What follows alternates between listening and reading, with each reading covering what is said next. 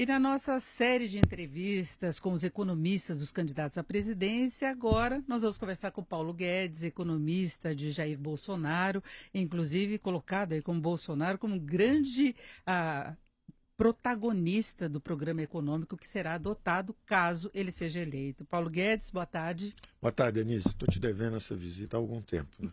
Pois é, e agora vamos conversar a respeito de programa de governo. Primeiro, eu acho que até para os nossos internautas e ouvintes poderem acompanhar, quem é Paulo Guedes e o que Paulo Guedes pretende fazer caso o candidato Jair Bolsonaro seja eleito? Eu sou um brasileiro especializado como economista. E, como economista, eu criei escolas, IBMEC, as faculdades IBMEC, aqui em São Paulo hoje são INSPER, fundei Banco Pactual, BTG Pactual, agora faço investimentos em saúde, educação. Sou um brasileiro que quer melhorar o país, algumas vezes fui sondado para governo antes, mas não achava possibilidade de fazer as mudanças que eu sempre considerei necessárias.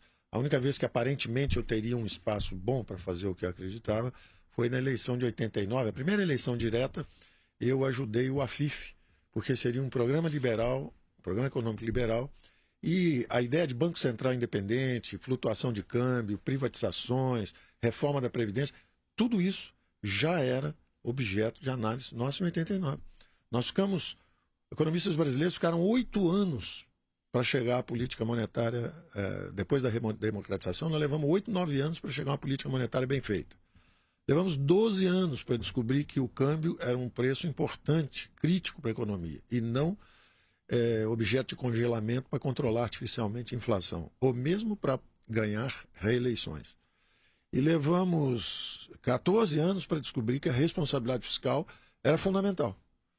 Então, me dá muita pena de ver que o Brasil aprendeu a duras penas, mas aprendeu, a história é virtuosa. Em vez de ter sido um programa liberal lá atrás, que teria construído um caminho de prosperidade e crescimento acelerado para a economia, nós tivemos, naturalmente, tentativas frustradas, planos equivocados, plano cruzado, foi uma tragédia, é um plano bolivariano. Congelamento de preços, fiscais, laçando boi no pasto. O Maxud aqui em São Paulo foi preso porque subiu o preço do Guaraná. Depois nós partimos para congelamento de poupança, de financiamento, né, de ativos financeiros, uma outra tragédia. O Brasil teve 2 surtos hiperinflacionários antes de aprender a trabalhar política monetária e, eventualmente, aprender a flutuar câmbio e depois chegar à responsabilidade fiscal. Foi muito tempo e as digitais desses experimentos estão aí. Uma dívida de quase 4 trilhões de reais. Agora, o grande problema do Brasil nessa época, o principal problema era a inflação, né? Durante décadas se tentou controlar, teve inclusive essa experiência aí de congelamento de preços. Hoje o grande desafio é o desequilíbrio das finanças públicas. E vai ser o próximo desafio do presidente, seja quem for. Como combater isso de início, recuperar a credibilidade, inclusive margem de manobra do governo para fazer a economia crescer, não é? Perfeito, Denise. E o importante é saber o que está por trás disso tudo. Porque é o mesmo fenômeno, é o descontrole sobre gastos públicos. Então, o completo descontrole sobre os gastos públicos, isso foi um enigma que logo que tivemos a redemocratização, quem pela primeira vez enunciou o enigma foi o próprio Tancredo Neves. Ele falou, é proibido gastar. Ele tinha passado pela experiência de 64. O caos econômico, a bagunça política, a desordem. E ele trouxe essa experiência e uma vez eleito, a primeira frase dele foi, é proibido gastar. E que era o seguinte, é natural que uma democracia emergente queira pedir gastos para a saúde, para a educação. Então a mensagem dele é o seguinte, olha, é proibido gastar. Se vocês quiserem saúde, educação, saneamento, vocês têm que cortar privilégios, vocês têm que privatizar, vocês têm que fazer uma reforma do Estado. Isso tudo foi perdido. Quando ele morreu, nós saímos fazendo as aventuras heterodoxas. E essa mensagem de transformação do Estado foi perdida. Como é que um Estado que antes foi moldado sob uma ordem politicamente fechada, ou seja, a grande prioridade dos militares foi a infraestrutura. Telebrás, Eletrobras, Siderbras, Portobras, então a construção da infraestrutura nacional. E eles realmente fizeram isso. Só que quando eles saem, entra a democracia, ela começa com as legítimas aspirações de uma democracia emergente. saúde, saneamento, capital humano em vez de capital físico. Tanto que isso acabou parando na Constituição. A descentralização de recursos para estados e municípios foi uma coisa que estava na Constituição de 88, e, ao mesmo tempo, os gastos em saúde e educação. Era um legítimo apelo da ordem democrática dizendo o seguinte: olha, vamos fazer uma reforma do Estado. Só que os economistas estavam despreparados e a classe política não soube decifrar o enigma. Então, se você pegar os gastos públicos, que saíram 18% do PIB na época dos militares, aí foi subindo para 20, 22, 26, entra a redemocratização, eles começam a ir para...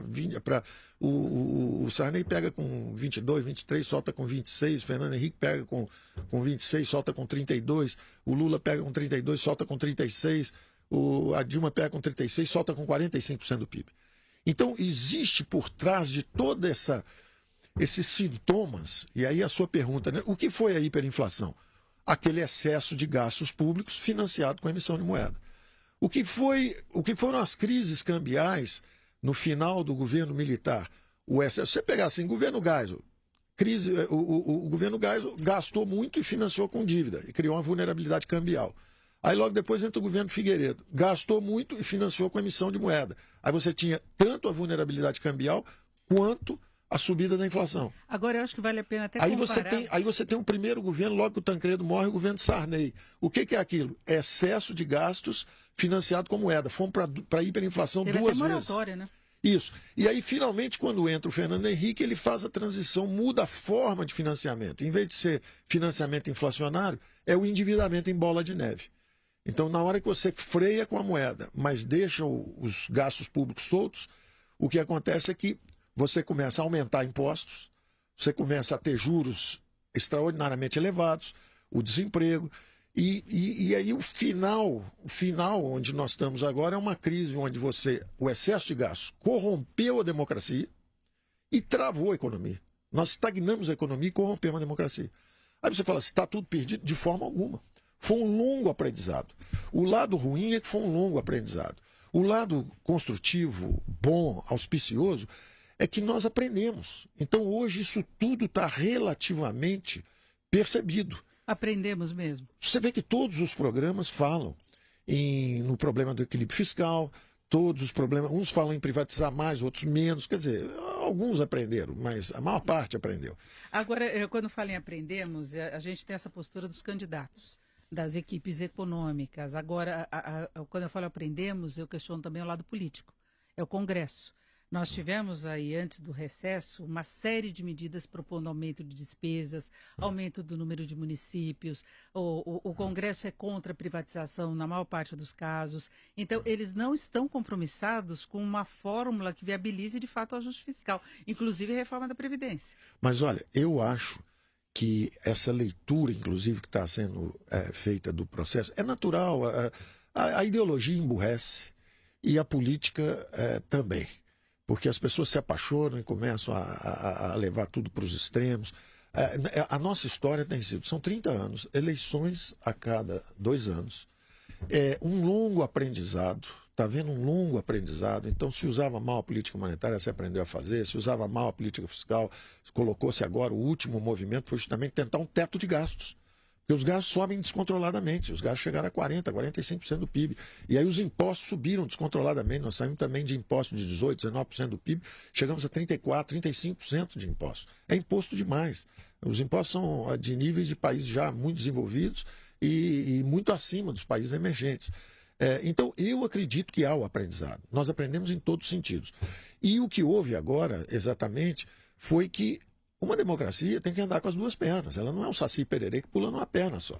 Então está sendo um certo desespero, as pessoas estão partindo para agressões pessoais, gente moderada está partindo para agressões pessoais, gente que já era insensata e insana está partindo para agressões físicas. Mas não é essa a verdadeira história. A verdadeira história é de uma democracia emergente que conseguiu, primeiro, a independência dos poderes. Com o impeachment do Collor, houve a independência do legislativo. Foi um grito de independência do legislativo. Ele disse, olha, nós tiramos um presidente se acharmos que ele fez a coisa errada. E aí o executivo começou a comprar sustentação parlamentar no legislativo. Aí houve o grande despertar do Poder Judiciário, que disse, olha, eu prendo quem compra e eu prendo quem vende. Então, o que está acontecendo hoje, nós estamos assistindo, é a morte da velha política. A velha política está morrendo. Então, isso também é um aprendizado.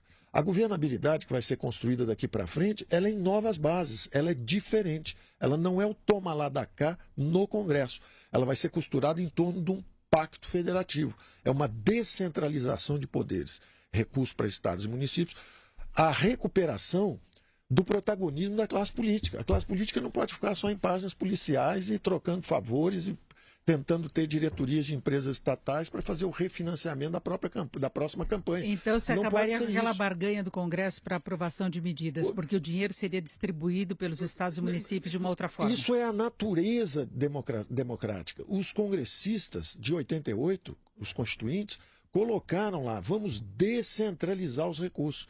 Que depois o Fernando Henrique, na verdade, federalizou os recursos de novo, criou uma opção de contribuições não compartilhadas com estados e municípios. Então ficam prefeitos, vereadores, todo mundo de pires na mão, indo a Brasília, e aí a governabilidade é uma deseducação do processo político. Quer dizer, e aí o presidente tem poderes inacreditáveis, ele pode fazer um estádio de futebol para o time dele, ele pode dar dinheiro para regimes políticos fechados, de que ele seja simpático, ele pode dar dinheiro, aumentar capital de bancos públicos para dar dinheiro para empresários amigos. Isso está tudo muito equivocado. Por isso que o judiciário declarou sua independência e falou assim, olha, está tudo errado. Então, isso é uma oportunidade, isso é uma democracia emergente, isso é uma grande sociedade aberta, decidindo e aprendendo ao longo desse processo de reeleições sucessivas. Agora tem muita paixão, muita coisa envolvida, mas eu acredito no bom senso. A classe política vai se reinventar, porque ela já fez isso antes. Ela precisa. E houve essa absorção o que parecia ser a extrema-esquerda, ela foi absorvida. O que parece ser agora a extrema-direita, ela vai ser absorvida também pelo processo democrático. A governabilidade, na verdade, em vez de ser alianças políticas de centro-esquerda, feito que nós tivemos aí 30 anos, e era natural, se houve um governo militar durante 20 anos, era natural que houvesse uma hegemonia social-democrata durante lá seus 20, 30 anos também. Só que acabou, o excesso de gastos acabou corrompendo a democracia e travando a economia. O judiciário veio e falou, olha, acabou esse troço, vocês têm que se reinventar. Então vai haver uma aliança de centro-direita. Em vez de ser uma aliança de centro-esquerda, governou o país 30 anos, agora vai ser uma aliança de centro-direita, vai governar 4 anos. E as diretrizes são diferentes. Você tem que enfrentar o excesso de gastos. Os problemas são enormes, você não pode subestimar. Os problemas são enormes. Quer dizer, tem a reforma fiscal, que é justamente para descentralizar recursos para estados e municípios. O dinheiro tem que ir onde o povo está. O povo não está dizendo que falta segurança, saúde e educação.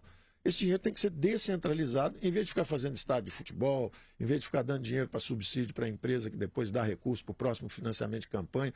Esse dinheiro tem que ir para estados e municípios. Mas aí tem que haver um controle quanto à alocação desse dinheiro, né? Perfeitamente. E aí você disse exatamente como a classe política vai assumir esse protagonismo. Em vez dela passivamente assistir ao dinheiro carimbado. O dinheiro está todo carimbado. A Constituição já carimbou o dinheiro todo, que era natural 30 anos atrás, quando fizeram a reforma, falaram, olha, carimba esse dinheiro todo porque nós queremos gasto agora em educação e saúde. O dinheiro está todo carimbado. Então, qual a situação da classe política hoje? 92, 93% do dinheiro já é despesa obrigatória, sobra ali a despesa discricionária, cada vez menor. Você tem que atacar aquilo, tentar reduzir aquilo o máximo possível, controlar aquilo, mas evidentemente essas despesas compulsórias, obrigatórias, elas vão acabar estourando o teto, elas vão estourar o teto.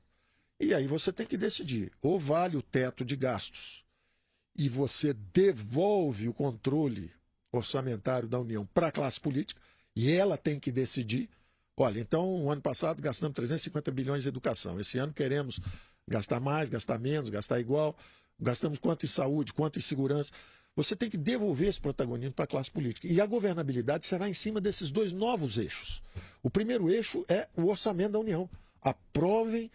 Todo mundo fica comovido no país. Você já assistiu, você está aqui na Paulista, está na Faria Lima, você sabe que tem a bolha. A bolha é Rio, São Paulo e Brasília.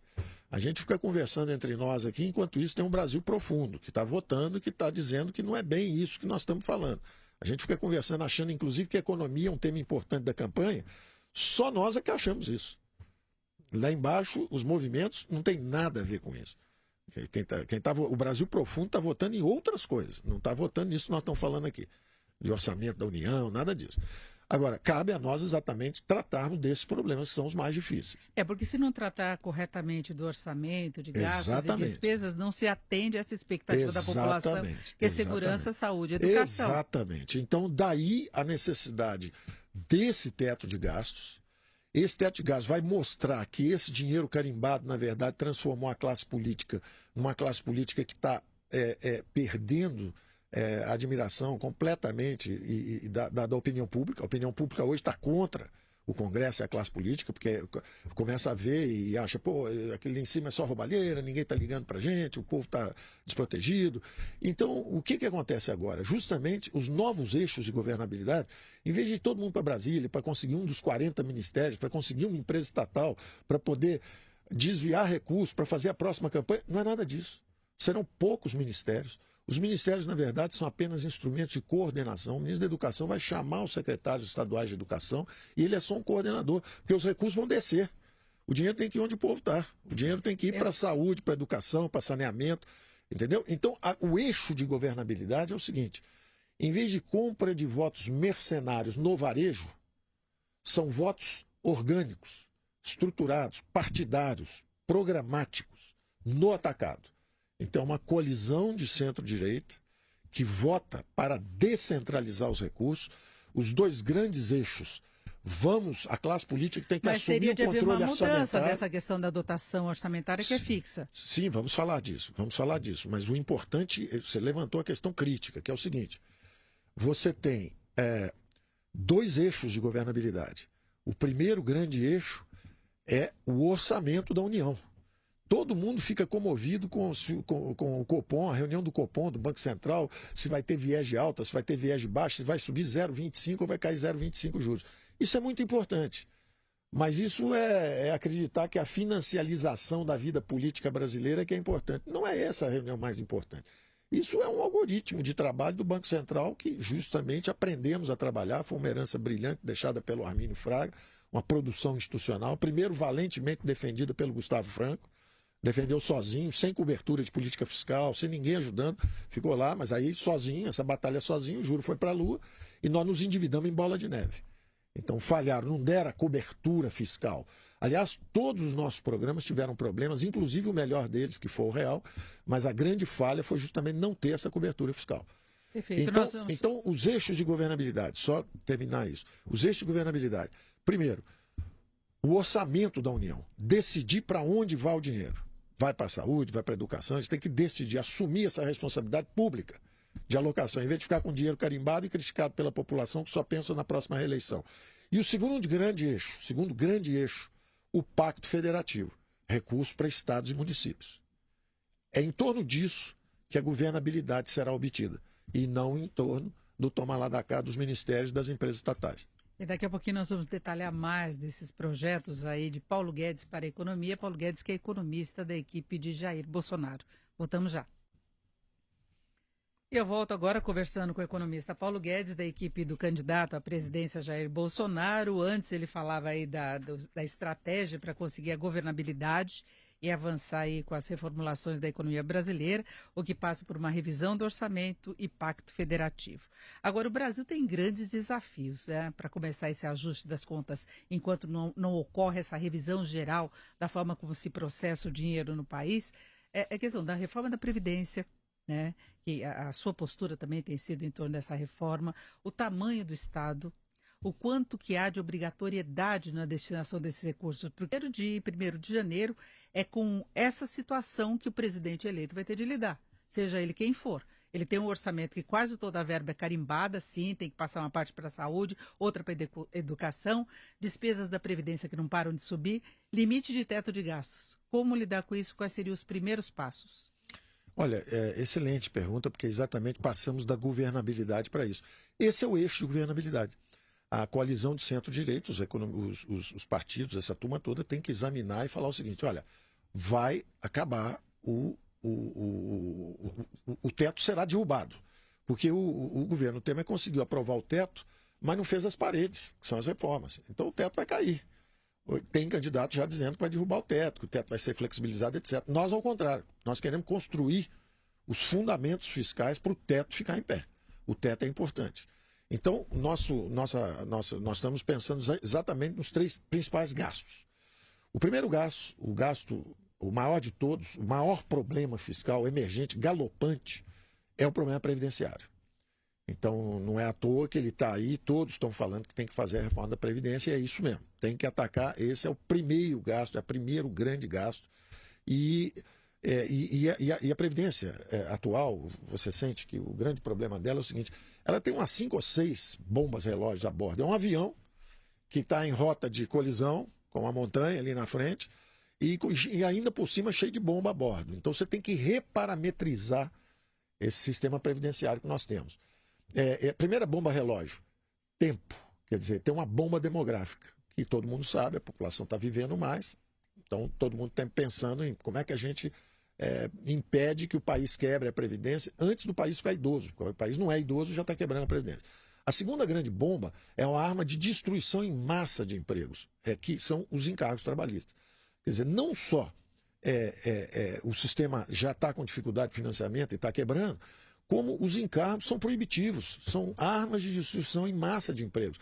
Quase 56 milhões de brasileiros não têm carteira assinada. Eles vão envelhecer, eles vão pressionar essa Previdência e eles não contribuem, e não vão contribuir nunca, porque os encargos são proibitivos. Para você criar um emprego, para um brasileiro conseguir emprego, você tem que manter o outro desempregado, porque um custam 2.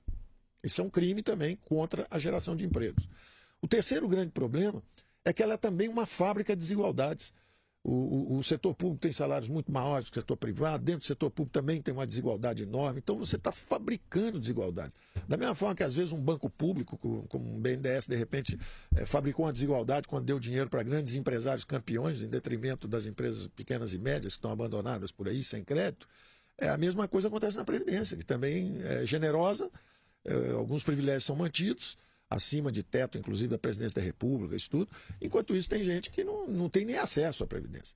Bom, um outro defeito também terrível que ela tem é que ela é um sistema que a gente chama de repartição, que é o sistema que o jovem contribui, o idoso pega o dinheiro e consome, gasta. Então, é como se um jovem tivesse que entrar num avião que vai cair ali na frente, para o pai dele pular de paraquedas. Isso é um crime contra as gerações jovens.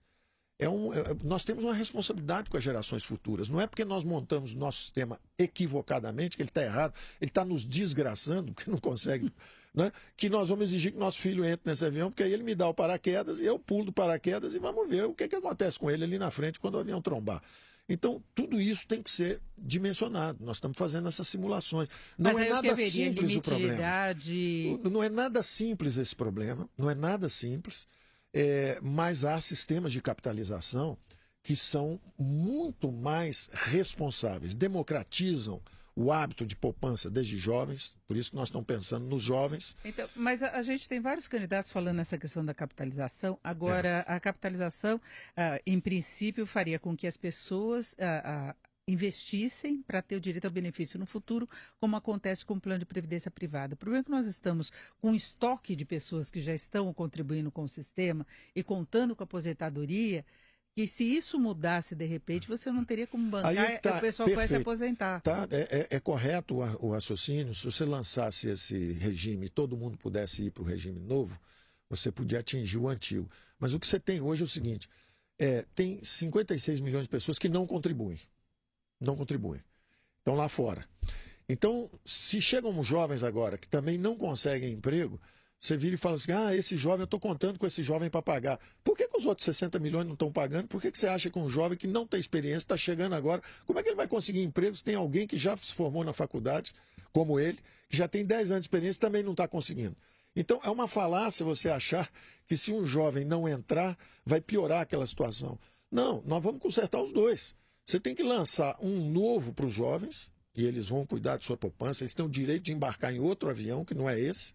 Agora, esse antigo, você tem que reduzir esses encargos trabalhistas e substituir por uma outra contribuição previdenciária que não incida sobre a folha de trabalho, de forma que você consiga gerar mais emprego e mais contribuições para o regime antigo. Mas aí tem que haver uma mudança de mentalidade, porque a gente não vê os jovens preocupados, por exemplo, em formar a própria poupança. A gente tem esse problema aqui no Brasil.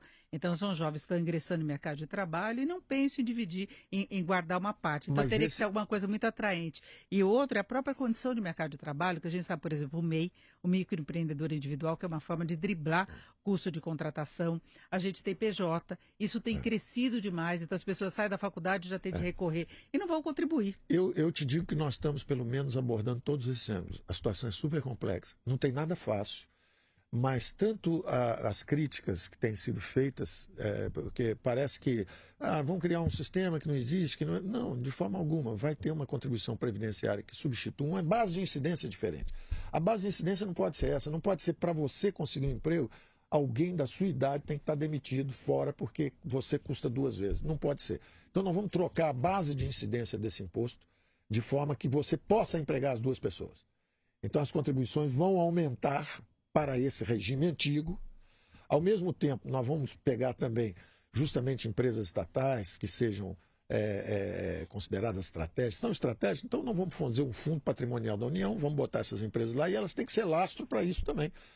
Você diz que é a empresa é do povo brasileiro e de repente ela está na mão de meia dúzia de políticos lá que estão desviando recursos. Que história é essa? Se ela é do povo brasileiro, vou entregar ela para o povo brasileiro. Agora vou entregar ela para o Fundo Previdenciário. Então vamos falar do programa de privatização, que parece ser uma das grandes bandeiras, né, e um ponto bastante polêmico, porque Jair Bolsonaro, enquanto político, sempre foi contra, né, e tem um posicionamento contra, inclusive ele hoje é contra grandes privatizações, como envolveria bancos públicos, a Petrobras.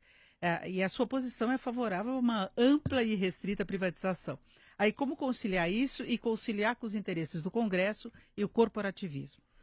Veja, você diz, o obstáculo à privatização nunca foi em si o fato de que ideologicamente as pessoas não queriam, nunca foi isso. A escolha nunca foi essa, a escolha sempre foi assim. Você diz assim, você vai abrir mão de uma empresa que é do Brasil e você vai dar isso para alguém. E isso é uma falácia, porque na verdade, por exemplo, vamos pegar o exemplo mais simples, onde é que foi o mensalão? Foi no Correios. Correios, a carta chega atrasada, a empresa está dando um déficit enorme e o fundo previdenciário teve um problema enorme, aparentemente, de recursos. Então, eu acho que seria bom para os próprios carteiros se o emprego fosse realmente estável, os salários subissem, a carta chegasse em dia. Então, da mesma forma, o Petrolão, foi na Petrobras. Aí você vê o problema lá do PMDB, eles dizem que foi na Caixa Econômica Federal, acusações que foram feitas lá, ao Cunha, etc., na Caixa Econômica Federal. Então você vê que os recursos, na verdade, não estão com a população. Os recursos, o benefício está indo ao povo. Você disser o seguinte, olha, nós estamos fazendo uma reforma do Estado. Nós estamos fazendo uma transição de uma ordem econômica que veio de um regime politicamente fechado, que cuidava de infraestrutura, Siderbras, Eletrobras, Petrobras, Portobras, aquela infraestrutura, aquilo tudo que está no governo federal, são braços do governo federal, e a classe política acabou entrando lá e a confusão está toda lá em cima. Nós estamos fazendo o contrário. Nós estamos pegando isso e dizendo, não, todos esses recursos estão indo para abater dívida, bilhões serão liberados para descer para os estados e municípios. Então, a privatização não é uma privatização em si, não é nada ideológico, é uma transformação do Estado. É uma transformação do Estado. O Estado que fazia infraestrutura passa a ser centralizadamente no Poder Federal, no governo federal, e que hoje justamente a classe política está lá disputando diretorias e recursos para campanha, etc.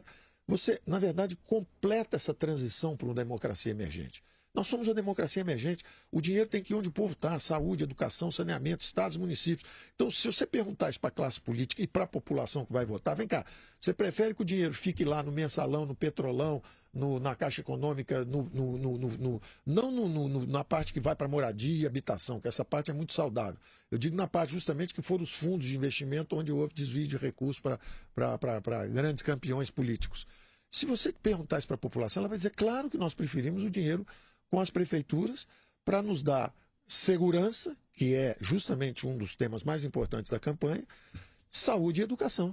Então isso é uma transformação do Estado, isso não tem nada de ideologia. Esse é o enigma que devorou a classe política brasileira.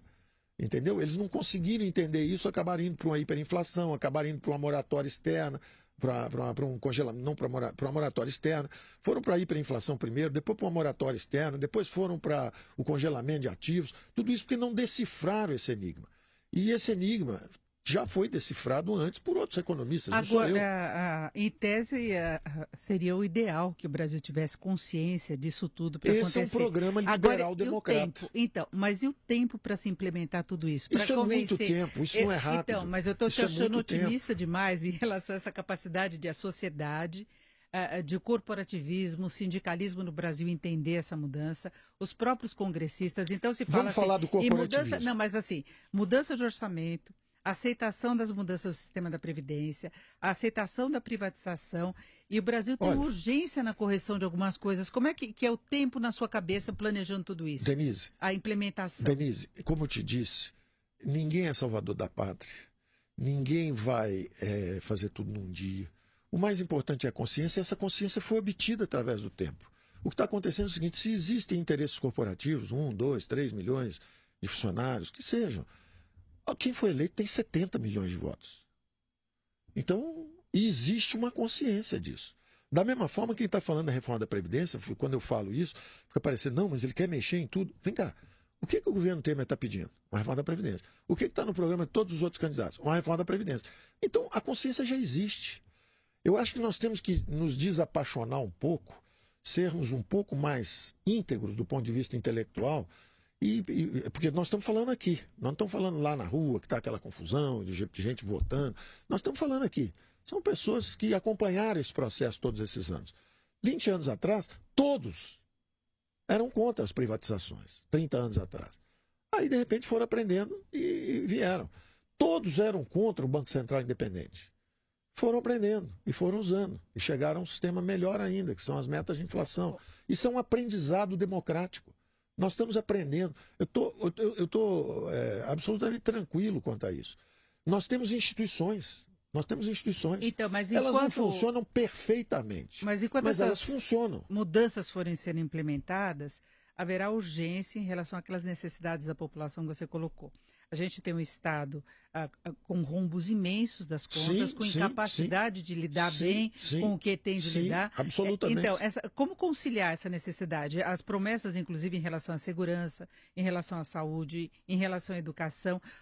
E as pessoas vão cobrar isso no ano que vem. Por maior que seja o apoio das urnas, haverá uma cobrança por resultados. E mesmo em relação à geração de emprego, por mais que haja uma mudança, que também não vai ser de uma hora para outra, que haverá alteração da legislação, a economia precisa crescer para gerar emprego. O empresário contratar duas pessoas em vez de uma. Claro. Como fazer isso? O crescimento virá simultaneamente e será surpreendente. Porque justamente o que acontece é que as pessoas não entenderam até hoje o seguinte: à medida que os gastos foram subindo, nós fomos aumentando os impostos, nós fomos aumentando os encargos trabalhistas, criando contribuições, inclusive, não compartilhadas, tirando o dinheiro dos estados e municípios. Então, os problemas foram se agravando. A economia foi travando, a corrupção foi aumentando, os escândalos eram de 20 milhões, passaram a 100 milhões, agora são bilionários. Isso tudo por causa dessa escalada de descontrole. Ora, se você vai fazer o teto de gasto público funcionar, você vai devolver esse comando de recursos, justamente colocar esse papel central orçamentário, vai descentralizar para Estados. Tudo isso vai ser uma descompressão. O país, em vez de ir perdendo o crescimento, feito acontecer ao longo de 20 anos, ele vai começar a recuperar a dinâmica de crescimento. A geração de emprego vai ser relativamente rápida, porque se você vai criar os encargos trabalhistas em outras bases, não nas bases que estão hoje, sob folha de pagamento, vai ser surpreendente. De repente, o sistema antigo, em vez de gerar aí 30 mil empregos num mês, depois quando o ano é muito bom gerar 300 mil, de repente você vai gerar 1 milhão de empregos novos, porque você cortou 25%, 30% dos encargos trabalhistas de repente. E ao mesmo tempo lançou um sistema novo onde os jovens estão entrando sem encargos trabalhistas. Então, de repente, tem 2 milhões de jovens que conseguiram se empregar logo no primeiro ano. Mas aí não vai abrir mão de receita? É uma receita que hoje não existe, porque nós estamos trocando, é uma substituição tributária. Nós não vamos abrir mão de receita. Todo o programa é baseado em substituição tributária. Quando começou a campanha, todo mundo dizia assim: não, nós vamos cortar um pouquinho de gasto e aumentar um pouquinho de impostos. Aí nós dissemos: não, nós não vamos aumentar os impostos. Aí todo mundo: não, nós também não vamos aumentar os impostos, não. Então, porque nós vamos fazer um programa de substituição tributária. Então, o imposto que é cruel, que é perverso, que é burro, é você botar encargos trabalhistas, ele tem todos os defeitos. Primeiro, você está atacando uma norma constitucional de lá de trás, que era o seguinte: justamente a essência da democratização é devolver recursos para estados e municípios. Quem está enfrentando o problema da falta de recurso ali no hospital público ou na escola pública é o prefeito. Ele está lá. E o problema de segurança pública é o prefeito que está ali também. E o dinheiro não chega. O dinheiro não chega, porque o governo federal resolveu criar impostos não compartilhados e que incidiam justamente, uns sobre faturamento e outros sobre a folha de salários. A nossa base de incidência vai ser outra. Então as alíquotas vão ser muito mais baixas, você vai gerar emprego. Então, e vai acontecer um fenômeno, tecnicamente, os economistas chamam de crowding in, porque houve um crowding out. O crowding out é a expulsão do investimento privado. Os juros começam a subir, começam a expelir os investimentos privados. E aí você tem justamente toda a regulamentação ineficiente que nós temos, as agências que foram aparelhadas politicamente, as agências de regulação, você tem a insegurança jurídica, então não tem um marco regulatório bem definido. Então você tem uma série de defeitos que expulsaram os investimentos privados. Agora, de repente, você começa a falar: olha, nós estamos trocando a base de incidência dos impostos. Nós vamos reduzir alíquotas ao longo do tempo, porque estamos trocando a base de incidência. E os juros vão começar a cair, os impostos vão começar a descer. A ideia é que, evidentemente, nós vamos começar um processo. Por isso que eu digo que é a liberal democracia. Você vai começar um processo, vai empurrar numa direção. Os impostos subiram 30 anos, nós vamos pensar a reduzir os impostos. Não vai fazer isso de uma hora para outra. Não é de uma hora para outra, mas as pessoas vão ver a direção. E vendo a direção, esse processo começa a funcionar e todo mundo começa a entender. Bom, nós estamos chegando no final e eu acho que tem alguns pontos ainda em aberto. Primeiro, eu acho que a gente tem de comentar a importância dada por Jair Bolsonaro à sua figura, que seria o aval de uma nova visão liberal dele em termos de gestão da economia. Já foi muito questionado sobre isso, veio aquela história do posto Ipiranga. Eu queria saber como é que Paulo Guedes vê essa responsabilidade, porque de repente, se houver algum problema em relação a essas propostas que estão sendo apresentadas, a responsabilidade, na verdade, vai ser sua. Né? Porque Jair Bolsonaro insiste em falar que não entende de economia, mas Paulo Guedes entende. Há uma equipe por trás, e mais do que isso, embora a responsabilidade do programa econômico seja sua, tem a questão política. Né? Haverá necessidade de muito apoio para se obter essas mudanças que estão sendo propostas. Agora, Jair Bolsonaro não conseguiu essa aliança ampla na candidatura. Eu acho que essa aliança... Tanto que ele não tem quase tempo para propaganda em rádio e TV. Como obter essa aliança depois? Eu acho que ele não teve o tempo exatamente porque ele não aceitou a aliança nos termos de governabilidade antigos. Então todo mundo fala: como é que vai ser a governabilidade? Ora, ela não será a governabilidade nos termos antigos. Justamente porque ele recusou essa aliança nesses termos de tomar lá da cá, de troca de influência. E a aliança será sistêmica, ela será programática, ela é em torno desse programa. Esses programas, na verdade, e aí eu digo, eu diminuo a minha importância em todos os sentidos. Primeiro, eleitoralmente, essa conversa nossa aqui, ela atinge 50 mil pessoas, 100 mil pessoas, nós estamos falando de 70, 80, 100 milhões de votos. Então, não adianta querer me atribuir a importância que eu não tenho no processo político. A importância quem tem é ele como candidato, falando de segurança, como falou, e dizendo que contra essa forma de política que está aí. É uma coisa simbólica. Então, eu imagino que a classe política já entendeu isso e virá em torno disso, porque ela vai ter que assumir esse protagonismo. Não existe o Jair Bolsonaro que vai salvar tudo sozinho e que entregou para o posto Ipiranga que vai resolver tudo sozinho. Isso simplesmente não existe. Eu tenho 30, 40 economistas trabalhando comigo, tem outros que estão trabalhando em outras campanhas, já disseram que vêm, mas no primeiro turno não podem vir, e são super qualificados. É gente que pensa parecido, pensa muito parecido, porque realmente eu fui um liberal solitário nos anos 80. Era o Roberto Campos, tinha meia dúzia de 2 ou 3. De lá para cá, eles vieram na nossa direção. Todos vieram na nossa direção. A ponto, e o maior tributo que um opositor pode fazer a você é querer tomar o seu lugar. Quando o sujeito diz que ele é que é o liberal e que você é que é o ultraliberal, pronto. A vitória intelectual está assegurada. E está tudo certo. Mas vai ter que negociar com não liberais. Não tem problema. A sociedade moderna, porque eles também têm o mérito deles. A social-democracia democratizou, na verdade, ela trouxe para os orçamentos públicos os pobres. E isso foi muito bom. Eles tiveram também a função deles. O problema deles é que eles não souberam destrinchar o enigma. Eles botaram os pobres no orçamento e esqueceram de cortar os privilégios. Fizeram justamente coalizões impúrias, oportunistas. mercenárias, em vez de fazer as coalizões estruturais corretas. Então, tá bom, você quer, bota os pobres nos orçamentos públicos, que é muito meritório e muito correto. A Bolsa Família sai de Chicago. É o professor Milton Friedman. Bolsa Família, renda básica, voucher educação. Isso sai de lá. E, de repente, o Suplicy propõe um negócio desse. Não tem nada errado. Está muito certo, muito meritório. Aí, de repente, vem e cria o Fernando Henrique cria a Bolsa Família, o Lula a turbina, o Suplicy vem. Não tem nada de errado nisso. Tem errado não ter cortado os 400 bilhões de juros que eles pagam todo ano de dívida por ter operado mal essas ferramentas. Está errado os subsídios para grandes empresários através de crédito fácil em bancos públicos. Então, tem outros erros que têm que ser corrigidos, e isso é um processo. Isso é uma construção coletiva. Não existe o posto Ipiranga que vai consertar isso, não existe o presidente sozinho que vai consertar isso. É uma governabilidade feita em novas bases, em cima do pacto federativo e em cima do protagonismo, em cima do orçamento da União. Nós vamos ter que trabalhar o orçamento. Porque das duas, uma. Ou esse orçamento carimbado vai destruir o teto, ou o teto vai dar o protagonismo de controle dessas verbas para a classe política. Que é muito melhor um senador, um deputado ir a Brasília, decidir renovar os recursos de educação, ampliar, etc., e voltar para a base e dizer, olha, prefeitos, vereadores, deputados, ó, os recursos estão aqui, prometi e trouxe, executem. A execução é local. Isso é muito mais nobre do que ficar conversando num canto escondido com alguém lá de fora para mandar recursos, para fazer isso, fazer aquilo. Eles são capazes, são pessoas inteligentes, e é um Congresso renovado, não precisa, pode ser a mesma pessoa. Ela está renovada espiritualmente, está renovada no mandato. E eu não acho que isso foi pessoal. Não foram indivíduos que viraram assaltantes e ladrões. É isso que eu tenho dito o tempo inteiro. É estrutural. Quando você tem gastos públicos descontrolados, uma economia dirigista, estatizada, ela corrompe a classe política. Ela fez isso na União Soviética. Ela está fazendo isso na China de hoje. Ela está fazendo isso. E interessante a China. Tem duas Chinas. Tem uma que está ruindo lá, que é a China centralizada, estatista, e tem a outra que mergulhou nos mercados globais e está criando emprego. E por isso está essa briga hoje com o Trump e tudo. Porque os empregos, as vítimas do socialismo antigo mergulharam nos mercados globais. Enquanto isso, nós estamos com a economia fechada, em vez de abrir a nossa economia.